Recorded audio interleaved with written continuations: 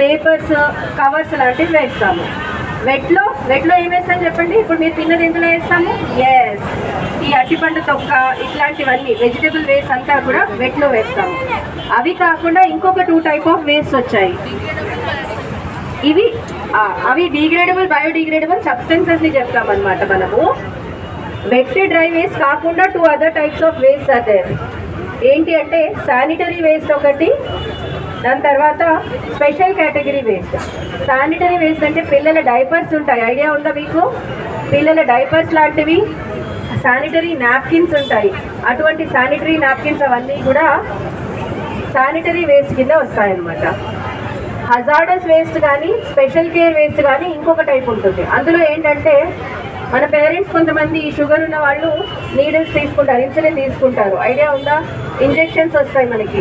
అటువంటివన్నీ వేరే వాళ్ళకి, చెత్త వేరే వాళ్ళకి గుచ్చుకుంటే వాళ్ళకి రిస్క్ కదా.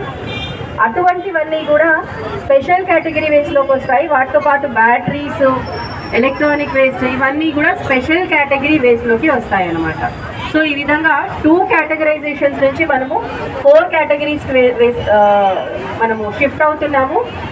అందరూ కూడా ఈ కేటగిరీస్ ఆఫ్ వేస్ట్ మీకు తెలిసి ఉండాలి, మీ పాఠ్య పుస్తకాల్లో భాగమై ఉండాలి. ఓకే, మీరందరూ మీ పేరెంట్స్ని ఎడ్యుకేట్ చేయాలి.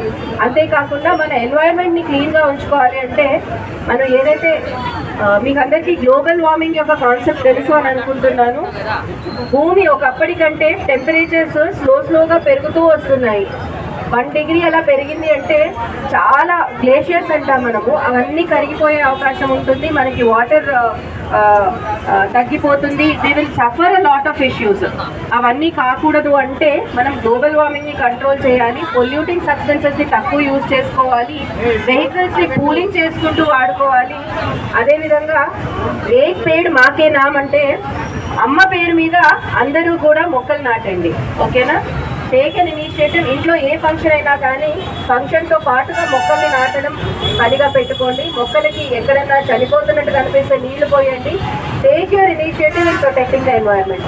అదేవిధంగా వాటర్ డ్రైనేజ్ ఉంటే డ్రైనేజ్లో మనం అబ్స్ట్రక్షన్ వేయడానికి లేదు. అబ్స్ట్రక్షన్ మనం చేసామనుకోండి, ఆ డ్రైన్ వాటర్స్ అంతా పక్కనున్న మంచి నీళ్ళు కలిపే అవకాశం ఉంటుంది. So you don't need to think నేను ఒక్కడిని ఏం చేయగలుగుతాను, నేను ఒక్క అమ్మాయిని ఏం చేయగలుగుతాను అనే ఆలోచన పక్కన పెట్టేసి each one of us, if we take the responsibility to protect the environment, our environment will be healthy, we will be healthy. So I request all of you have concern for your environment.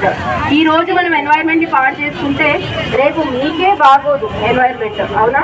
ఈ రోజు వరకు ఇప్పటి వరకు బాగానే ఉన్నాం మనము. మరి ఈ రోజు మనం ఎన్వైరన్మెంట్ ని పాడు చేసుకుంటూ ఉన్నామంటే రేపు బ్రీత్ చేయడానికి ఫ్రెష్ ఎయిర్ అనేది దొరకదు, తాగడానికి మంచి వాటర్ దొరకదు, all your food, vegetables, fruits will be contaminated. మరి అటువంటి సొసైటీ మీకు కావాలనుకుంటున్నారా? You want a healthy society? You all want a healthy society.